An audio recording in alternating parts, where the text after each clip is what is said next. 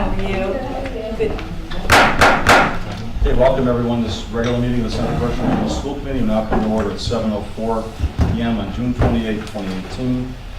Please note that this meeting is being both audio and video recorded. At this time, all who are able, please stand for the pledge of allegiance.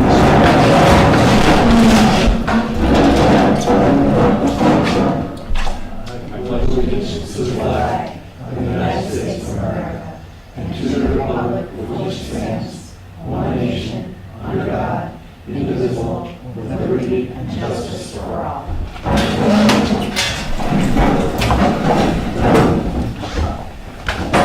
Okay, thank you. Will the superintendent please take roll? Dr. Patrice. Here. Ms. DiTomaso. Here. Mr. Farley is not. Mr. Gazzello. Mr. Hagmeyer is not here. Mr. Hopper. Here. Ms. Keats not here. Mr. Latitel. Here. Mrs. Latizori. Here. Mr. West. Here. Mr. Peters is not here. Mrs. Tucker is not here. Mr. Wagner. Here. Mr. Armquist. Here. Mr. Bartels is not here. Our CBA rep is not here. Our student rep is here. Excellent. And we have an open seat in Washington. We have a quorum. Okay, it seems appropriate that to let the committee know I just received an email from the town of Cummington. Member Tricia Keith wrote to the Cummington Select Board, forwarded to me, please accept my resignation from the Central Berkshire Regional School Committee, effective immediately. So we now have an open seat in Cummington, which we can add to the list. Advertised, that seat is up for election this November. And the chair validates that this agenda is compliant with open meeting law, and this time accept responses from the audience. Seeing none. Student affairs, Ms. I Prowl. actually do have stuff. I wasn't sure if I was in school's over, but on June 15th, the fun softball team for past championships. While we didn't win, it was still a good season, so we're very happy for them. And then from June 16th to the 22nd, 6 Wakona juniors attended Girls State and Boys State, which was held at Stonehill College. And during that week, students learned about government and politics through mock elections and guest speakers and other interactive activities. And my friend went, and she really enjoyed it, so that was good. And then yesterday, on June 27th, the Berkshire Eagle honored Berkshire County's top high school athletes and coaches. And we had honorees in golf, football, volleyball, swim, and unified track. So. Great, thank you. Enjoy your summer. Okay, will member please make a motion to accept the minutes of the meeting of June 14, 2018. Move to accept the minutes of the regular meeting of June 14th, 2018. Okay, we have a motion and a second to approve the minutes of the meeting of June 14th. Is there any discussion? Seeing none, all those in favor say aye. Aye. Any opposed? Any abstentions? Motion carries. Now, if a member would please dispense with the warrants. Move to approve warrant number 2018-47 dated June 29th, 2018, accounts payable in the amount of $457,891.19. We have a motion and a second to approve warrant number 2018-47. Is there any discussion? Seeing none, all those in favor say aye. Aye. Any opposed? Abstentions? One abstention, motion carries. Move to approve warrant number PR 2018-51 dated June 28th, 2018, payroll in the amount of $740,548.51. We have a motion and a second to approve warrant number PR-2018-51. Is there any discussion? Seeing none, all those in favor say aye. Aye. Any opposed? Abstentions? One abstention, motion carries. I'm going to correct the warrant number that's listed on this sheet that we got. Warrant number move to approve warrant number PR 2018-51D dated June 28th, 2018. Accounts payable in the amount of $153,799.79. We have a motion and a second to approve warrant number PR 2018-51 Delta. Is there any discussion? Seeing none, all those in favor say aye. Aye. Any opposed? Abstentions? One abstention, the motion carries. Move to approve warrant number PR 2018-52 dated June 29th, 2018. Payroll in the amount of $475,216.29. We have a motion and a second to approve warrant number PR-2018-52. Is there any discussion? Seeing none, all those in favor say aye. Aye. Any opposed? Abstentions? One abstention, the motion carries. Move to approve warrant number PR 2018-52D, dated June 29th, 2018. Accounts payable in the amount of $247,924.52. We have a motion and a second to approve warrant number PR 2018-52 Delta. Is there any discussion? Seeing none, all those in favor say aye. Aye. Any opposed? Abstentions? One abstention, the motion carries. That's the end of the warrants. Okay, thank you. Next on our agenda is the category gifts and donations. Would a member please make the motions that we have before us? Be it resolved that the Central Berkshire Regional School Committee accepts the donation of 4 Yamaha FGX 800C model guitars for the Wacona Music Program from the Bandana Dan Music Scholarship Fund. Second. We have a motion and a second to approve a donation to the Wacona Music Program. Is there any discussion? Seeing none, all those in favor say aye. Aye. Any opposed? Abstentions? Motion carries. Be it resolved that the Central Berkshire Regional School Committee accept the donation of $1,329 to Kittredge Elementary School for the printing of the Kittredge Memorial Book from the Kittredge PTO as recommended by the district treasurer. Second. We have a motion and a second to accept the donation to Kittredge Elementary School. Is there any discussion? Seeing none, all those in favor say aye. Aye. Any opposed? Any abstentions? Motion carries.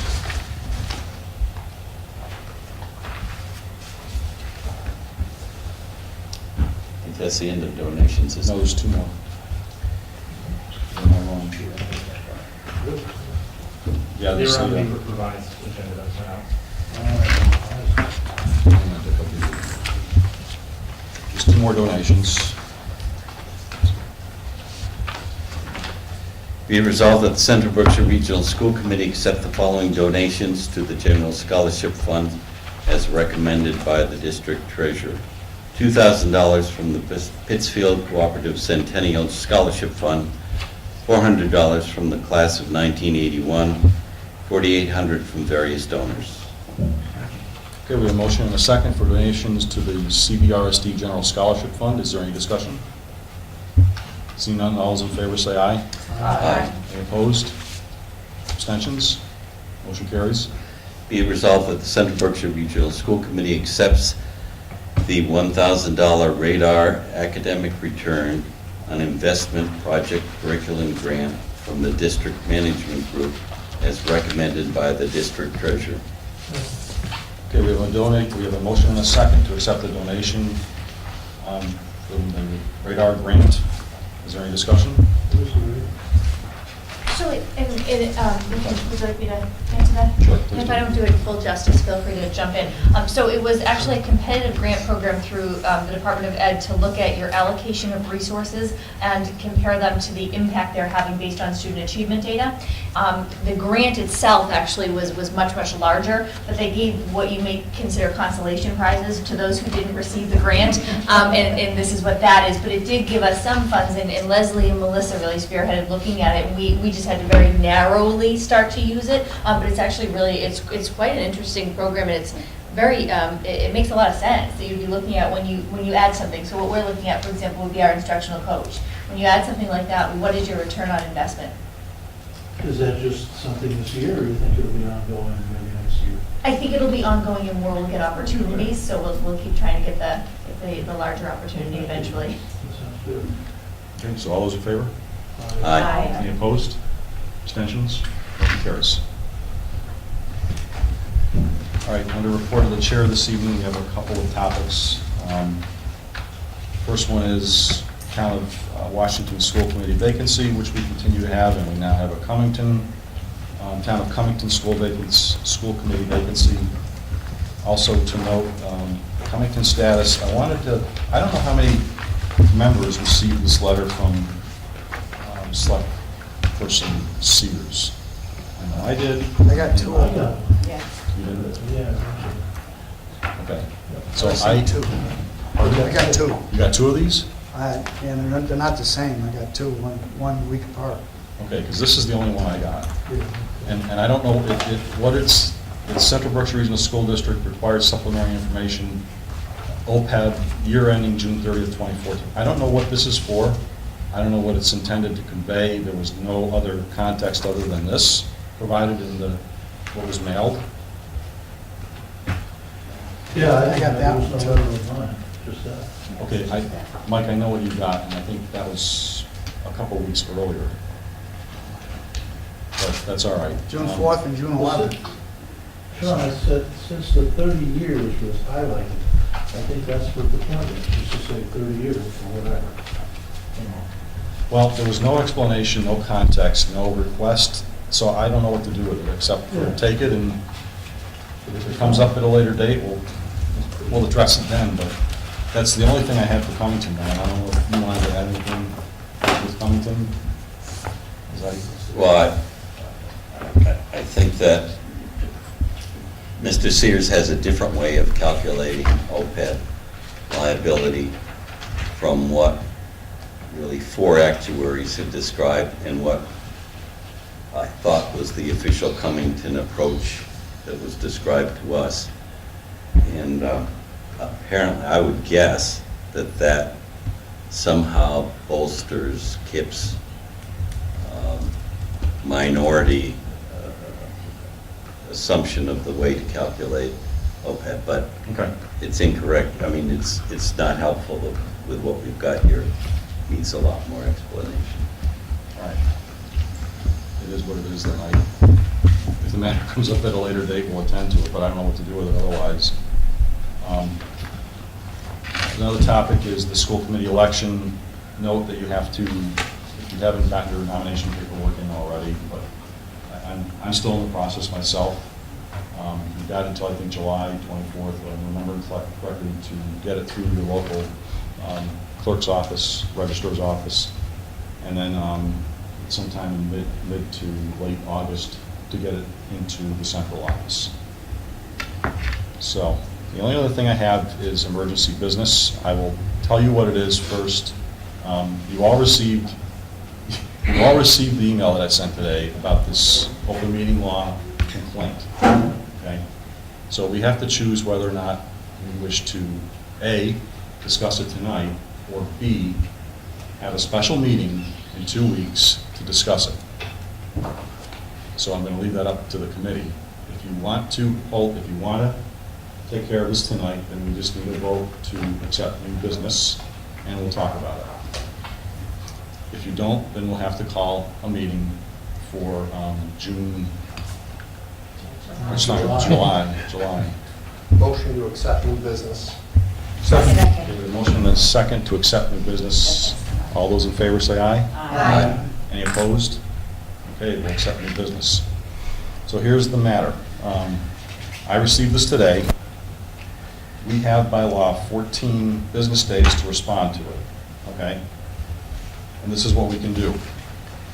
First of all, we have to say whether or not we accept this as a true violation. If we reject it as a true violation, then there's no remedy. We don't have to fill out or do anything about a remedial action. If we say it is a violation, then we will indicate so, and then we have to come up with remedial action. So is that clear to everyone? I'm going to need 1 or 2 votes on this evening. But I want to give you some background first. So, first of all, I'm going to read what I wrote to the committee, because this really started my day off. So this is what I wrote. Dear committee members, I just received this today. Presumably this has something to do with statements made at the last school committee meeting. Time permitting, I may review the video. That was before I read everything about it. At this point, I have to say how disgusted, incensed, and completely disappointed I feel that some members of our community have nothing better to do and try to smear names and efforts of people who put their hearts into a cause for which most of us receive no personal gain except to see the successes of our youth come to fruition. Those who cast such atrocities, such as the accuser, stand small and weak in my mind, as they clearly haven't the courage to do that which we all have chosen as a truly honorable personal sacrifice of our time. I will be perfectly candid that this has been a difficult year, and many of the events we've witnessed have weighed heavily on my mind and have even had detrimental impacts to my health. One being, I'm currently working through pneumonia. But this accusation is against my personal and professional integrity, and I feel completely and wholly violated. This will influence my plans for future committee commitments. I will say tonight that 3 committee members talked me down off the ledge because I was going to read this and walk out. I've had this. I've had it with this stuff going on in our community. I have neither the time or desire to deal with this kind of abuse from a member of our community. I will always remain respectful of the many and varied opinions protected by our Constitution of our committee members and the members of our community.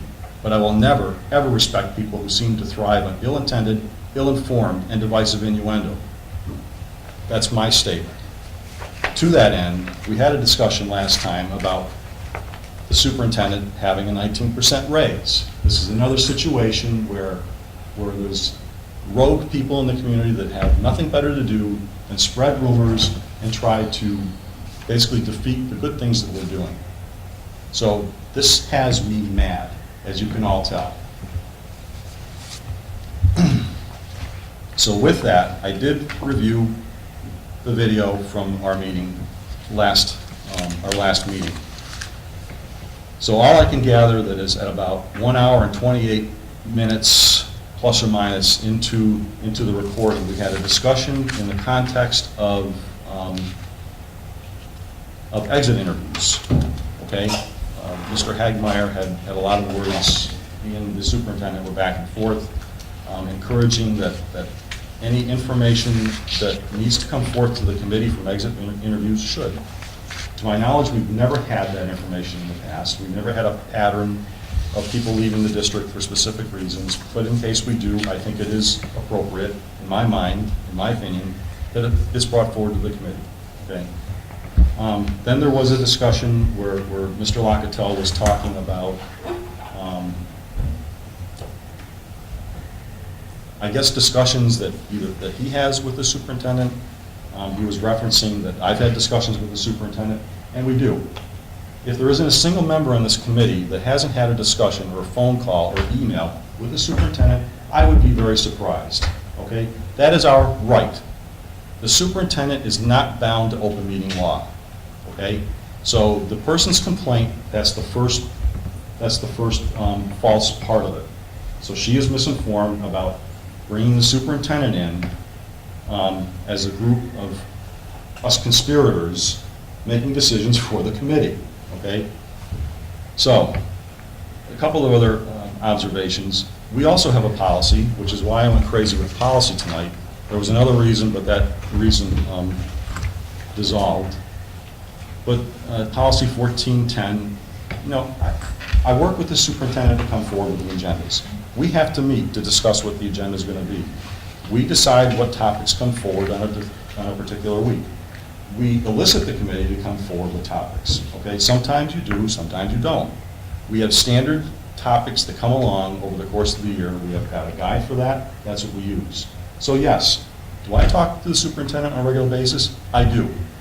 Okay, we talk about things going on in the district. Right? Not all that comes forward to the committee. Most of it is the superintendent may wish to have some consultation or counseling. Okay, and speak for me if I'm saying something out of line. And that's just the way it is, okay? Things that come to the committee that require a vote come to the committee and they're voted on, period. You know, I send things out probably too quick sometimes. When we had that issue that came from the MTA and the CBA, I had it out very quickly, all right? So I'm all about transparency. And I'm insulted. I'm insulted that that anyone even put the time into writing this. Because they took what was said out of context. I invite you all to take a look at that. Take a look at that section of the video. there's uncomfortable parts of it, but this person said that there were deliberations. There were no deliberations. This is deliberation in the committee, okay? There were personal issues. Well, I'll give her the benefit of the doubt that she doesn't know how to spell personnel, if that's what she really meant, okay? But then the biggest mistake was bringing the superintendent into this mix. Like I said, the superintendent is not bound by open meeting law. Other things, just to remember, the school committee's responsibilities, and I want to get this on the record, we're responsible for budget, we're responsible for policy, we're responsible for employing a superintendent, we're responsible for engaging in collective bargaining, and by the way, we're also responsible for the business administrator. That's it, okay? We don't get involved with hiring of principals. We may be asked to be on a search committee, but we don't make the decision. That's the superintendent's decision.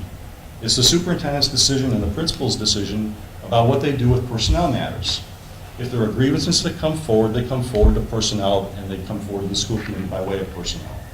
We haven't had grievances in a long time.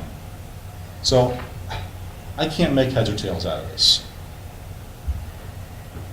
I don't know what purpose would be served by looking for this stuff in our meetings. So I'm insulted. I do know that this person has had a history of filing open meeting law violations against other government bodies. I Googled that tonight. So with that, I've already spoken with counsel, and what he is going to need is this committee's response. So I need to know, first of all, if you agree to this violation. All right, so I need someone to make a motion that the Central Berkshire Regional School Committee make up words. I don't know what to tell you tonight. John, I think it would be good to have comment from the committee. Sure. Before we move to anything else. So I think it would be good to give everybody an opportunity to say anything that they might want to say. We can say that during deliberation, but you can say it beforehand. I'm okay with either way. Go ahead and speak your mind before this goes to a vote. I don't mind going first, seeing how I already spoke up. And I'll just keep it very simple. I echo your concerns around this accusation. I think it's frivolous. I think that we do have policy that addresses this. I think there's misinformation that may have contributed to this. I don't find that it holds water in any way, shape, or form. And just from a personal standpoint, knowing many of you on this committee for some time, I would say that the ethical standard upheld by this committee is exemplary. And in particular, yours, Sean. So, Thank you. Thank you. Robert. I'd like to read what I wrote today. I don't know, did you all get it? Oh, okay. So just to summarize then, I think this is a random person who made a random complaint. And for us to blow it out of proportion and say this is what we should react horribly to this, I think is giving her more a weight than she deserves. I understand. I agree, and I'm sorry I did. But No, I take this agree. very- I was take this very outraged at personally. first, but I don't want to empower her. Yeah. That's like the bully, and I don't want to empower the bully. I think you three are doing an outstanding job of representing this community, and to be chastised is just ridiculous, and I'm appalled. Okay. Mr. Less. In your presentation, you made a statement that said, we decide what goes forward to the school committee, whatever. That may be misunderstood by some people in the pulpit. I just want to, just to say that what you're really doing is you are sorting. You sort what goes to the school committee, what stays with the superintendent, what goes where, but all items that are brought to you are addressed. And it's a matter of timing, too. Yes, It may but be that- you're right, because it has to be, Right. the meeting laws on postings and such, you have to decide what goes where and why. But there may be some topics that are more appropriate to put off to the next meeting rather than this one, because we have a full agenda and we don't want to overload it. So Yeah. those Collect decisions are made. information. It's not preventing any information from coming to the committee. Right. But it's important that the public knows that everything that comes forward to us is addressed one way or another. Yes. Sean, if I could. Yep. I unfortunately have been out for the last few weeks. so I didn't witness the meeting. I tried to look at the video, I couldn't get it up, so I haven't seen the video, I don't know. But as Pete has said, exemplary, you've done it, you really have. I didn't, in reading it, I didn't take it as an attack on you, I took it as an attack on Dick. Well, she named all. You, of course, I understand being head, but. She named the three of us. Yeah, I understand, Okay. but not specifically in the sense that you were culpable, you did some action that said, was he did. Well, he made a statement. Pardon me? He made a statement. Yeah, and that's what I'm saying. That's what she was jumping on, not you two. You two were just included because you're part of the management team, you know. And I agree with you, you were excellent, all three. The essence of the statement was talking about people and reasons they want to quit and maintaining privacy for some of that. And that may not make it to a subcommittee. Right. It may not make it to the committee. Right. It is private information. But I think the superintendent has responsibility to categorize that type of information to see if there's a pattern, if we have a large attrition, Right. or an attrition that seems to be pointed to one school, I'll say, or another. Well, if I had been there and you were standing on the ledge, I would have talked you down. I already had help with that. All right. I mean, we put a lot of time into this. Well, And, done right. and this is a distraction. It's an unnecessary, unneeded distraction. And I want to get past this. Yeah, well, Personally, I'm not telling you what to do, but I want to get past this. this will Because it had me enraged for the day. So we make a motion that this is a non-issue and we do not respond. We have to respond. Oh, well, what was the motion that we want? If we don't find any credence to this complaint. Yes, I make a motion that we don't find any reason to. And you want to dismiss it? Yes. Okay, so what will happen? Second. We got a motion and a second to dismiss the complaint. Is there any discussion? I just think that there are people in the community, I mean, you're always going to have those that don't trust government bodies and are willing to throw out any kind of complaint that they can think of against those bodies in their conspiracy theories. But the people in the public need to understand that you guys have to assess what agenda items we're going to talk about. So there will be some broad discussion of what will come, as you said, what will come to meetings and when. It has nothing to do with trying to keep things from the public. It's just timing matters and keeping the focus. Thank you. Mr. West? One final comment, I've been on the school committee for 15 years now, and this is one of the best school committees I've ever served on. Everyone gets along so well, and we obey the laws, and we do what's right for the kids, and I find this very offensive that this should come forward, and let's let it go. Okay, all those in favor? Aye. Any opposed? Abstentions? Motion carries. So what will happen going forward is I will work with Russ Duperay to come up with a response. I'll share that with the committee, okay? I don't know what to do if you have any comments to it.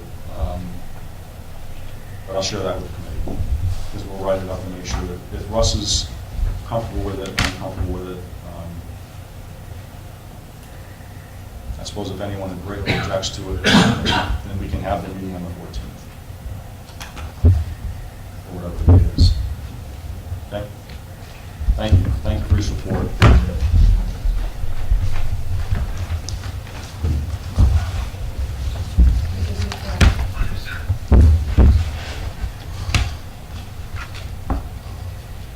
Okay. Subcommittee reports and recommendations. Dr. Kraft-Reese. We have not met and we have nothing scheduled at this point. Okay, thank you. Finance. Mr. Zillo or Ms. DiTomaso? We haven't met. It's that time of year. Policy, who is going to take over from Mr. Hagmeyer now? We have a second reading.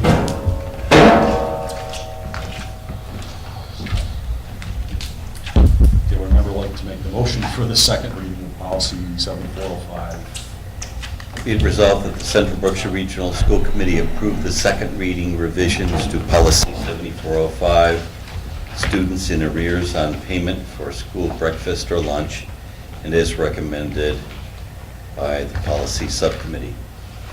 Second. Do we have a motion and a second to approve the second reading of policy 7405? Is there any discussion?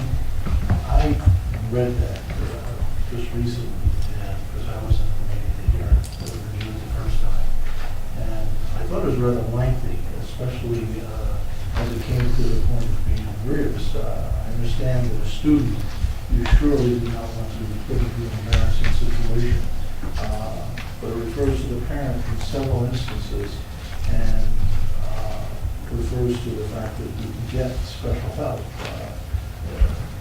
You can go free lunch, but you can sign up to get help to pay for the lunch.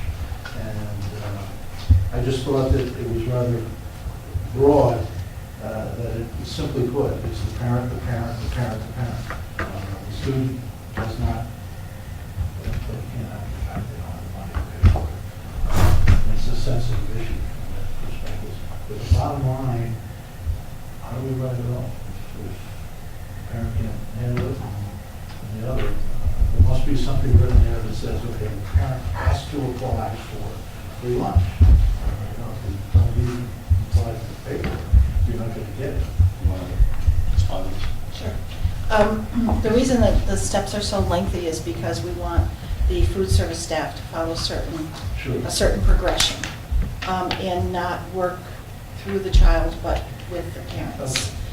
Our point of sale system allows us to send emails, and that's new.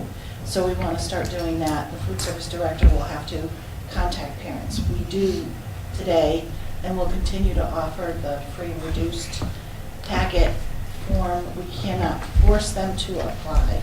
We recommend they apply. We can look at their finances if they'd like us to and let them know if they're in the range.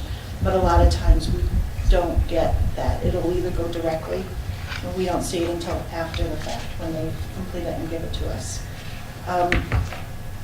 The write-off, we have been writing off in the last few years any unpaid accounts. We can't carry those forward. We have to write them off.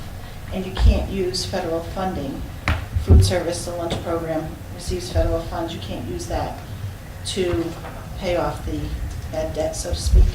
So you have to use the operating funds, and we do that each year. We've been doing that. I'm sorry, did I misread that? Because I thought that it implied that the debt could be carried forward, like it's the next year. We do write it off at I the end of misread the that. year, yes, we do. Okay, thank you. Okay, just to note that the second reading will adopt the policy. Yeah, I understand. But eventually, what will happen is if we continue to write off, if it keeps continuing, we'll eventually have to raise the prices. Because somebody has to pay for that. Yeah, right. You know, you can't call up the suppliers and say, sorry, nobody paid. You know, so Yeah. that'll be the eventual, I mean, I can't believe there's that many, but eventually it could add up to that, and then everybody pays, so. We do receive reimbursements for even paid lunches from the federal government, smaller, but we do receive reimbursements for those. So the federal government, through the state of Massachusetts, reimburses for any meals served. Are we close to the point where, I know in Pittsfield, they don't even charge for most. Are we close to that point yet? It really goes by look at the free and reduced percentage, and we hover anywhere between 40 to 47% in any of our schools. Pittsfield, I think, is above 60%. So when you hit the 60% mark, that's when it is advantageous to do that. But if you're below it, what will happen is the district will be responsible for the difference, which is currently paid lunches, local funding.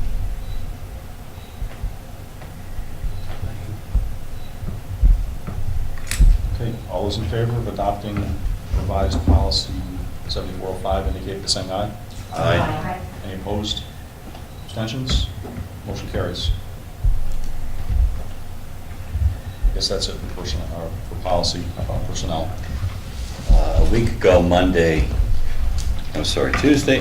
Tuesday, the bargaining team met with the teachers' bargaining team. And that was the last scheduled meeting. We did not reach agreement, so we're looking for another date the next date. And we've given them 3 dates in the summer, and the summer is a very difficult time to schedule anything. So I'm not optimistic anything will happen before the end of August, but it's out there. So that's the status right now. Personnel met a week ago, Monday, to deal with the evaluation of the superintendent, and what we had in front of us was the spreadsheet that included the evaluations by various criteria, and also the narrative that each of you put together, the 12 members put together. And we had everything in front of us. There wasn't a lot of decision to be made because we're very consistent. I mean, everybody said about the same thing, and the ranks were pretty consistent. What you have in front of you on pages 6 and 7 is the consolidation of all of that. Can I stop? The one thing that the chair has provided in the past is that spreadsheet and also a summary of all the comments. I do want to share that with the committee. I was expecting to see it in the packet this evening. I know you've got the final recommendation, but... Okay, we haven't done that. I guess we can send that up an email if, I'll try and do that so everybody will see everybody else's comments, the same thing that we've always gotten. So this year was different. We consolidated, and the Personnel Subcommittee put together the words that you see on pages 6 and 7. So given that, I will make the following motion. Be it resolved that the Central Berkshire Regional School Committee approve the composite score for the summative evaluation of the superintendent and has assessed the superintendent's performance for the 2017-18 school year as proficient, as recommended by the Personnel Subcommittee. Okay, we have a motion and a second for approval of the summative evaluation of the superintendent. Is there any discussion? So what you have in front of you is the composite, and that's what we're voting on tonight. I will say that we will be meeting with the superintendent probably in late August or September to go over the whole thing with her again and discuss various points that were raised in the evaluations that were done by 12 of us. That's all I have to say. Does anybody else have anything to add? Okay, all in favor? Indicate by saying aye. Aye. Any opposed? Abstentions? Okay, the motion carries. I don't think there's any need for executive session tonight. So that's the end of my report. Okay. And one thing that I wanted to propose to the committee is setting goals for the superintendent. Often the superintendent comes to us with the goals. I'd like to encourage the committee to consider goals. One particular goal that I'm recommending is I think there is an opportunity that we've heard a lot about what's happening in Escus this year, and we know that we're turning over some staff there as we speak. But I think there's an opportunity for the superintendent to work with the staff there and make it a model school. I'd like to shoot for that. We've heard a lot of things about the climate, bullying. I think it's time. That we, the targeted program review unearthed some issues in the school. So I think there's an opportunity. To turn into a hero, if you will, that we turn the school around, and not that it's certainly not a bad school. It's a good school by any other standards. Every middle school particularly has those problems. But I think there's an opportunity here to really make it a good school. So that's my recommended goal for next year.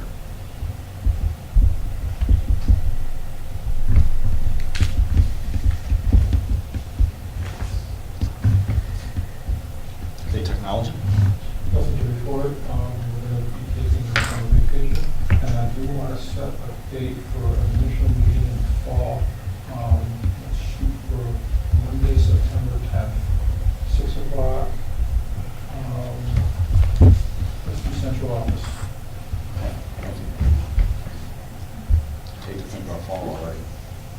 Yeah. All right, Wacona Building Project? Sure.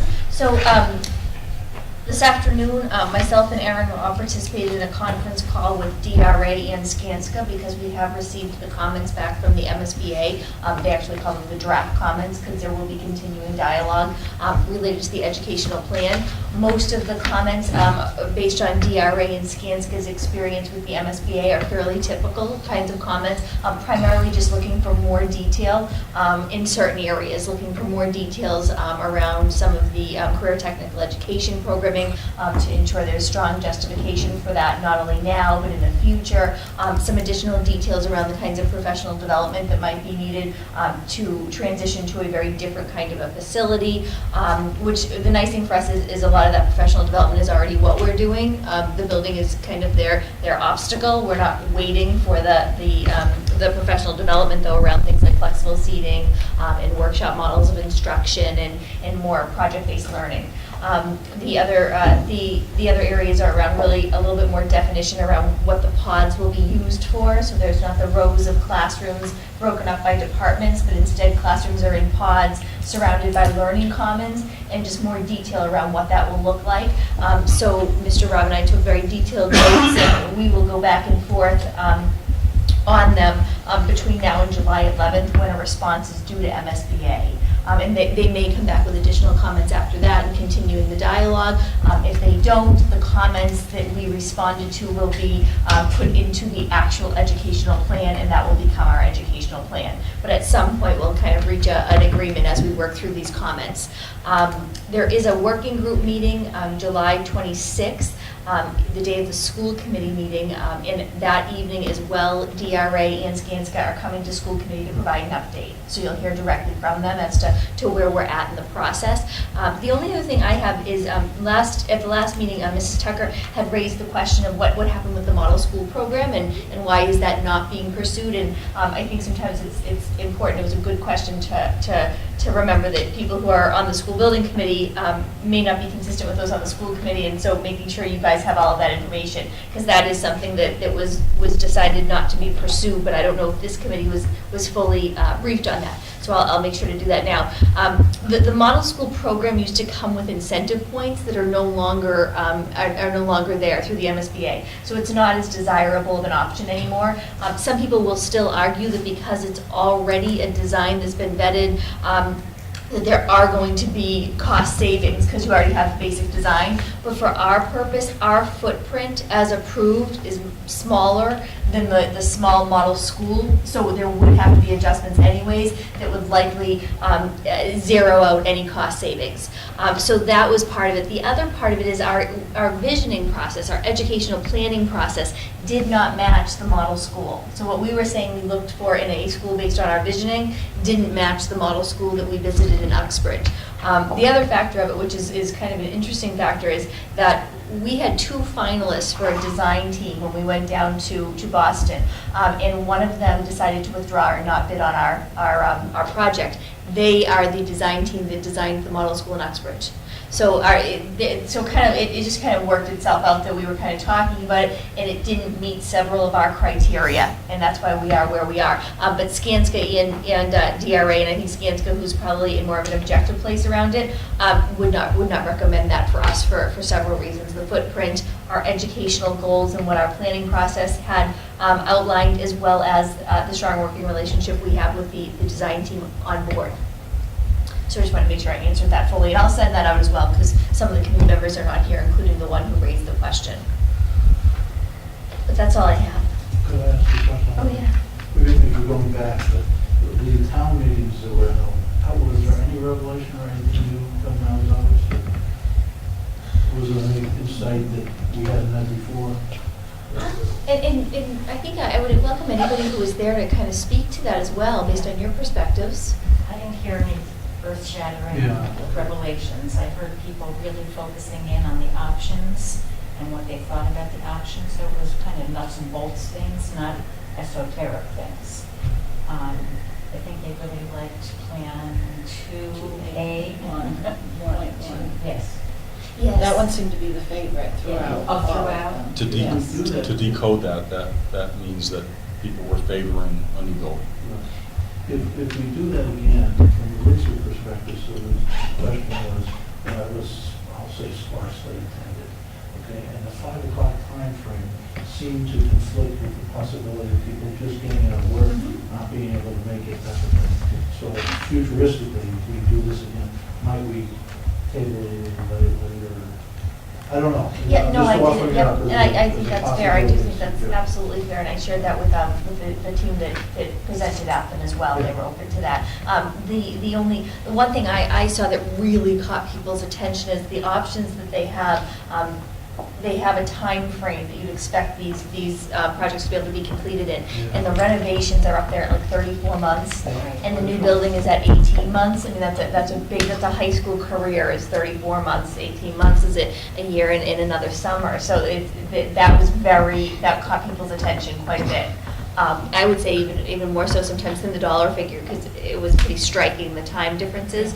But 2A1, which does seem to be coming out prevailing at the school building committee, there seems to be a feeling around a preference towards it, was also the case in the community meetings as well. It's a new school, and it's got like an enclosed courtyard as part of it that would be a learning space. It's set farther back from the road, where one of them is quite close to the road. So it seemed to be that was the one people were most interested in. But I did hear a lot of comments on the significant difference between renovation and the time it would take versus a rebuild, which people may not have been fully aware of. They also had base repair on there, which was nice. So they had, because what would you have to do if you did nothing? You can't just say, okay, business as usual. There's going to be needs in that building that need to be addressed in the very near future. So they had the base repair costs, which the communities would be 100% responsible for. Then they had renovation and rebuild. That was done very dramatically. Yeah. So it was very clear cut that doing nothing really was a very costly event. From our perspective, the people that attended were basically the older group. And we know we have students, and I don't think there was one student family there, which was disappointing, because we know that you send them out, messages went out by email, I'm sure. Yeah. And PTO. Maybe the next one. One of the things, two things that I took away from the meeting that I attended, there was a young parent, well, young is relatively speaking, but she had a little toddler with her, and she was from Beckett. She attended the meeting in Kinsdale, and she was very, she came in with a certain perspective, was pretty vocal about, what she saw, and was very supportive of the 2A1, the one with the enclosed courtyard, because she felt from a safety perspective, 2A had a kind of an open portion to a field that she didn't think was as safe for the children. The other thing that came out of that meeting that I thought was very interesting was there were representatives from, and I apologize, I'm not sure, I think they were from Kinsdale, but I'm not positive, that were concerned about the impact of the earthen dam that is owned by Pittsfield being, relatively close to the site where the school is going to be built. And, a concern about, what if Pittsfield doesn't take care of that dam, and, that it could impact the school. So I hadn't heard that mentioned before, but somebody, I think, on the finance committee, and one person was an emergency management representative that expressed that concern that I was thinking of when they built the first school in 1961. But the dam there then. Yes, it was. Yeah, so, it's been there for a long time, and I drive by it every day, and they're doing work on it. So I'm hoping it's straightened. There was a dam that failed. That has, and if it's the same one, that has failed with no consequences to the school. Well, there's two dams. There's the earthen dam that makes up the west side of the it's Cleveland Reservoir. I live a mile away from it, 9/10 of a mile. So there is the big earthen dam. That's where I forget what the house is that's there, what purposes it serves. But there's the earthen dam. There's another spillover dam towards the east end of the reservoir. So that may have been the one that's failed, but that's It failed And Dalton now gets its water from Pittsfield because of the failure of that. And prior to that, Dalton water came from Dalton. So, I thought that was up off of Route 9. it might be. Yeah, I think that was off of Route 9. But there were issues during Sandy, I believe, where the football field got flooded. But I mean, that had nothing to do with any of the dams. But I think the one you're talking about was up off of Route 9. Okay. And that's where we used to get our water, but now we have to get it from Pittsfield. Okay. Well, rightfully so, people that work in emergency management worry about things like that, so I'm glad they've got our backs. And they're coming from Carl GRA, because they put that on their checklist to check into it, what the impact of Pittsfield's control of that dam would have, so. I have just a few more comments. So I was able to go to 3 meetings. The only meeting I could go to is the one down here. It's just some of the themes I heard. So first of all, up in Windsor, there were about 7 residents in attendance. In Dalton, there were about 20 residents in attendance there. And in Hinsdale, I think it was about the same as Windsor, with about 8 residents, 5 to 8. So we're attracting people. I wish we'd attract a lot more, but people only have so much time in their schedules. That some of the common themes were security, safety and security, expandability. Like if we ever need to add to the high school for whatever reason, will we be able to do that? That was addressed. In fact, it's one of the comments in their sheet, their spreadsheet. There was talk about geothermal, solar, which I don't know how serious we are about geothermal, but solar is certainly on our list. Favorable teacher-student ratio, with the expressed desire that we keep that as small as possible. Let's see, there was one thing that was asked about was why don't we just move all the students out of Wacona so they can be completely unaffected by any construction. So I kind of did the math on that, and we don't have the room in our other schools to do that. Looking at the NESDEC report from 2014 with the current capacity of our buildings, I think we were about 70 or 80 seats shy. If we had to move all the Wacona students in Nescus and then displace the Nescus students, never mind the disruption in the community and the parent revolts that we would have moving a lot of kids around to Kittredge and Craneville. I don't know Craneville can't, it doesn't have any more room to expand. And this building's about the same as Kittredge. I think Kittredge would be a little worse off. There's a little more capacity here, but we can't do that. We don't have the room. So that's my own I'm take. trying to figure out paying for it. Yeah, really. Or who's going to pay for it all? We went through that once before. Okay. Old Dalton High will be available for 4 or 5 months before that's getting torn down. We have a really tight frame there. Okay. That's scary. If you could evict all the animals. Superintendent's report. Sure. So most is fairly self-explainable. There was quite a few classrooms at Craneville that were highlighted in the Berkshire Eagle, so I did include them for those of you who don't read the Eagle regularly, as well as a very nice comment from Jen Smith, who often covers ongoings in the district in quite a positive way. 2 examples, though, I did want to bring to your attention, and I will highlight, of countywide collaboration. I know we've been talking a lot about that, and they're on a smaller scale, but I think that they are kind of moving in that direction. One of them is the 7 to 12 World of Difference peer training program. It also goes to some of the concerns that you've had brought in front of you regarding social emotional cultures in certain buildings for students, and the challenges students face when they are engaging in peer conflict, or the victims of bullying, that kind of thing. So this program is quite different in that it's not only training an adult facilitator, and we were actually able to send 2. It's fully funded by the Jewish Federation of the Berkshires, so their cost for their training, as well as their lodging, their transport, everything is covered. And we were able to send, Joanne Dowling will be attending from the middle school, which will be excellent. She'll come back, she'll be able to train a group of students. So this training is both empowering adults, but also students to start to take on some of these roles and to assist their friends, their classmates who may be targets, and to take action themselves in very developmentally appropriate ways. And then Meg Donovan will be attending from the high school. So it's county-wide, it's an evidence-based program, and I think that it looks excellent. Leslie Blake Davis went to the presentation on it and was able to get 2 of our district staff members in there. So, but it's an example, I think, of county-wide collaboration that if we didn't come together as a county, we most likely would not have the funding for it because of the cost around it. The second one is the iBerkshires project, and I think this is another one that we've already taken advantage of.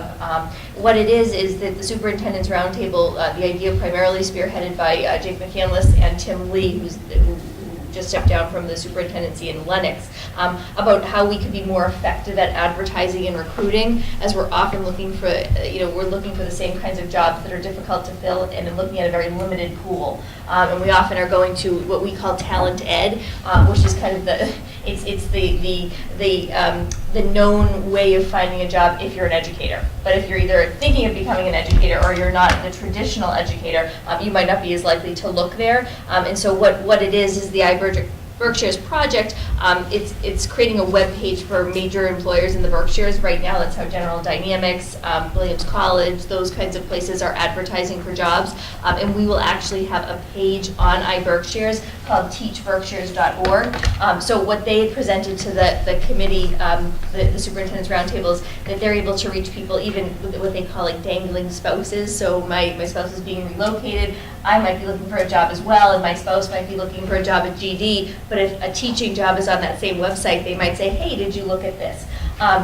We're also able to highlight 5 key jobs a month, and we this past month already had asked for Bill Bell being the one who's kind of the contact for the superintendents to highlight the NESCIS principal. The second one I'm about to ask him to highlight is the Paul Jacoby, who is our part-time technician, is retiring tomorrow, and that's a less traditional job to fill, looking for a technician to work with Joe and Rick in the technology department. So we're going to highlight that one as well. So I think that's again, small scale, but I think they could have a positive impact for us. And I'll ask Joanne and Megan Donovan as I'm speaking. Their training, I believe, is in the later part of July that they're going to go. I'll ask them to come in and give you guys an update on that, what it will look like in the school, because you can read a little bit about it. And I think it could be a real positive for us to add to our anti-bullying curriculum and the programs that we offer for kids. So I'll ask them to come in, if not August, in one of the September meetings to give you some information. Any questions? Okay, there's no personnel changes, no new business, no old business. We already ended to new business. Remarks for the good of the committee. Mr.